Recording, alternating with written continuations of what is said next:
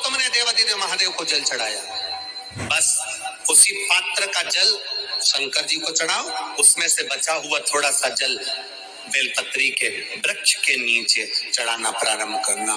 कौन सा बेलपत्री का वृक्ष? जिसकी छाया आपके ऊपर आ गई। शिव महापुराण बड़ी सुंदर बात कहता है, ध्यान दीजिएगा। जिस बेलपत्री का पौधा तुम्हारे सिर का, और ये दोनों हाथ ऊपर कर लो, अपन खड़े हुए और खड़े होकर दोनों हाथ ऊपर करें, इतना बड़ा बेलपत्री का पौधा है, उस बेलपत्री के पौधे की पत्ती को कभी तोड़कर शंकर जी को नहीं चढ़ाना चाहिए। ध्यान रखना, कितना बड़ा पौधा।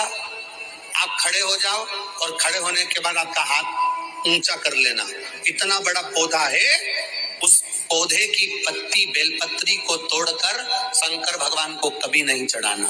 शंकर भगवान को उस बेलपत्री को, उस वृक्ष की पत्ती को तोड़ना चाहिए जो वृक्ष तुम्हारे हाथ से थोड़ा सा ऊंचा हो, जिसके लिए तुम्हें हाथ और ऊंचा करना पड़ रहा हो। जैसे एक बच्चा अपनी माँ की गोद में बैठने के लिए दोनों हाथों से उचकता है, आवाज लगाता है, उचकता है, आवाज लगाता है, हाथ ऊपर करता है, तो माँ उस बच्चे को गोदी में ले लेती है। उसी तरह उस बेलपत्री के वृक्ष की पत्ती तोड़ना चाहिए जिसने थोड़ी उन्नति कर ली हो, जो थोड़ा ऊंचा हो गया हो। तुम उसको पाने का प्रयास करो तो भगवान भी तुम्हें अपनी गोदी में ले ले। ऐसे वृक्ष की तुम छोटा सा पौधा, बिल्कुल जरा सा पौधा, उसी की पत्ती तोड़कर महादेव को चढ़ाओ। यदि बेलपत्री का पेड़ आपके यहाँ है और मान लो कई लोग बेलपत्री गमले में लगाते हैं या छत के ऊपर लगा देते हैं, बेलपत्री का वृक्ष जो होना चाहिए वो घर के ठीक पीछे ही चाहिए। या बेलपत्री का वृक्ष अगर पीछे नहीं है तो आप अपने घर से जब बाहर निकलते हैं तो राइट हैंड की ओर बेलपत्री का वृक्ष होगा। आप जब घर से प्रवेश कर रहे हैं, बाहर की ओर निकल रहे हैं, वो सुख का अनुभव करें। यदि घर से निकलते समय बेलपत्री का पेड़ लेफ्ट में अगर आता है, आप जिस घर से निकल रहे हो लेफ्ट में अगर बेलपत्री का पेड़ आता है तो आप 1 रुपए कमाएंगे, 1.25 रुपए खर्च होगा, पैसा हाथ में टिकेगा नहीं। घर में 10 लोग भी कमा रहे हैं तो पैसा घर में टिकेगा नहीं, आएगा जरूर, सारे काम होंगे पर टिकेगा नहीं। यदि लेफ्ट राइट भाग का बेलपत्री का वृक्ष घर में लगाओ तो घर के पीछे के हिस्से में लगाओ, और ऐसी जगह नहीं लगाना कि जहाँ पर बेलपत्र में गंदा पानी जाए या कोई गंदी वस्तु। 33 करोड़ देवी देवता बेलपत्री के पेड़ के नीचे सोमवार के दिन, कोई रविवार के दिन, कोई मंगलवार, कोई बुधवार, कोई गुरुवार, कोई शुक्रवार, कोई शनिवार के दिन बेलपत्री के नीचे आकर 33 करोड़ देवी देवता तप करते हैं, साधना करते हैं। एक बेल चौकी ऐसी होती है, शंकर पर अगर चढ़ी हुई है तो वापस उतार कर धोकर फिर शिव को चढ़ा सकते। किसी व्यक्ति से कोई काम करवाना, वो काम नहीं कर रहा, कोई फाइल आगे नहीं बढ़ रही है, कोई कार्य अटक रहा है, या फिर कहीं रुपया पैसा अटक गया हो, नहीं निकल रहा हो, तो एक जल के पात्र में जल भरकर 5 बेलपत्री शिव जी को समर्पित कर कुंदकेश्वर महादेव का नाम लेकर एक सफेद पुष्प बेलपत्री के ऊपर जो शिव जी को चढ़ाई है उस पर समर्पित कर जल जो लेकर गए हो, अपनी उस कामना को कर कि मेरा ये कार्य अटक रहा है, ये कार्य नहीं हो रहा, कुंदकेश्वर महादेव का नाम लेकर धीरे धीरे जल की धार चढ़ाई। और एक बात हमेशा याद रखना, फिर निवेदन कर रहे हैं, अच्छे से समझ लेना, शंकर जी पर जब जल चढ़ता है, शिव जी का जब अभिषेक होता है, शंकर जी पर जब जल चढ़ाया जाता है, दूध चढ़ाओ, जल चढ़ाओ, कुछ भी चढ़ाओ, और एक बात का स्मरण अपने जीवन में होना कि इतने ऊपर से मत चढ़ाना कि जल चढ़े और छींटे आपके ऊपर। बहुत ध्यान दीजिएगा। हाँ, तो यहाँ तक वर्णन करा गया है कि शंकर जी का जल चढ़ा हुआ जहाँ से बहकर जाता है ना, उसको लांगा तक नहीं जाता। यहाँ लांगते हैं क्या? नहीं ना, परिक्रमा भी करेंगे तो वहीं से लौट कर वापिस उतर जाएंगे। शिव जी का जहां से जल बहकर जा रहा हो, चढ़ा हुआ जल जहां से बहकर जा रहा हो, उसको लांगा तक नहीं जाता। और कई लोग बड़े बड़े आनंद में शंकर जी पे इतनी ऊपर से जल चढ़ाएंगे तो वो छींटे पूरे अपने ऊपर आना चाहिए। चाहिए, शरीर पर आना चाहिए। नहीं, उसका दोष है महाराज, उसका दोष है। आप भगवान को अगर जल चढ़ाओ, दूध चढ़ाओ, तो मान लो अगर जैसे एक सरल भाषा में समझ लो और अच्छे से, कि जैसे ये शिवलिंग है शंकर जी का, ये शिवलिंग है, और आप जल चढ़ा रहे हो तो इतनी ऊपर से छोड़ोगे तो पानी का छींटा तो अपने ऊपर आएगा, पर वही जल, वही दूध, वही सामग्री आप शिवलिंग से थोड़ी सी दूरी बनाकर अगर आप समर्पित करेंगे तो बाबा उसको स्वीकार भी करता है और आनंद की अनुभूति भी होती है। कार्य में सिद्धता, कार्य में उसकी सिद्धता।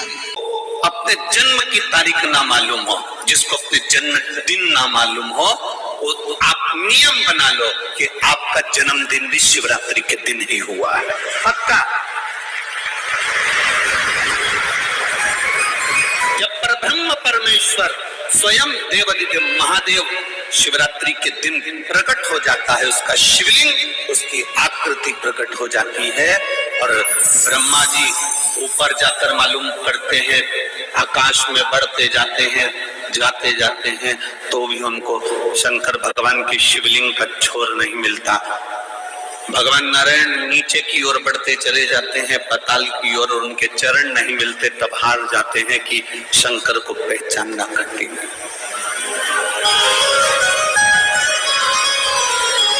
शिव को पहचानना, शिव को जानना कठिन है, बहुत कठिन।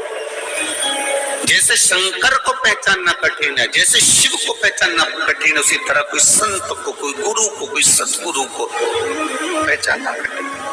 शिवरात्रि के दिन जो बड़ी शिवरात्रि होती है,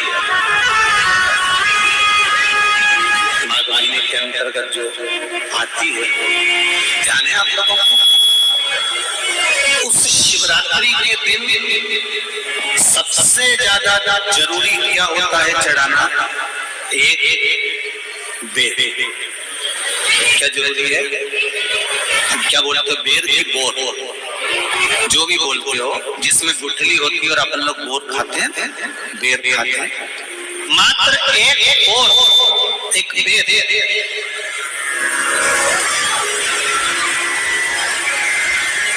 महाशिवरात्रि के दिन समर्पित किया जाता है। क्यों करते हैं?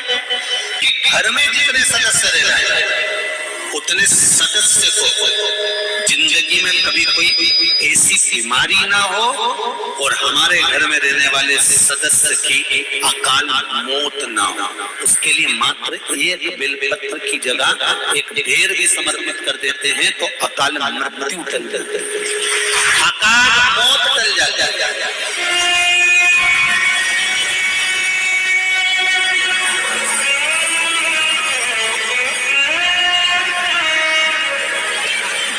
शिवरात्रि आती है, जिसको 12 मासिक शिवरात्रि कहते हैं।